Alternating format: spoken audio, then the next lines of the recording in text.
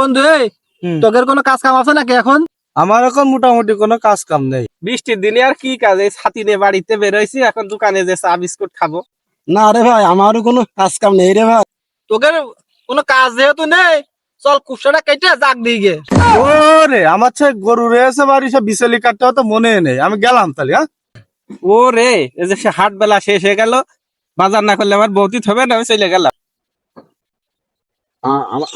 আব্বা রাখো রাখো রাখো, আমি চলে যাই আব্বা।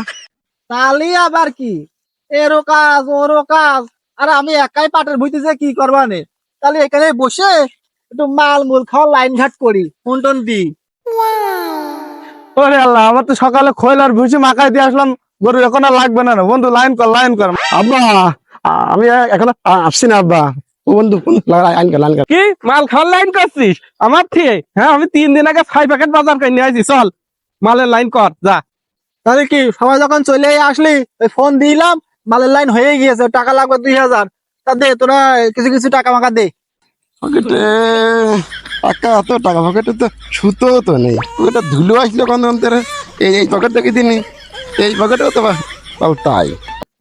মানি ব্যাগে 500 টাকা তুললাম, সে টাকার ভরাও তো নেই দেখলাম। মনে করলাম একটু পরে একটা বিড়ি খাবো।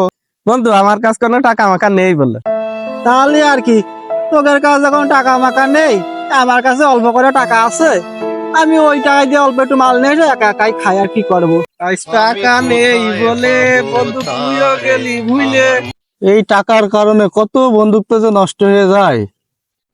তা শুনাই করছিস আমার।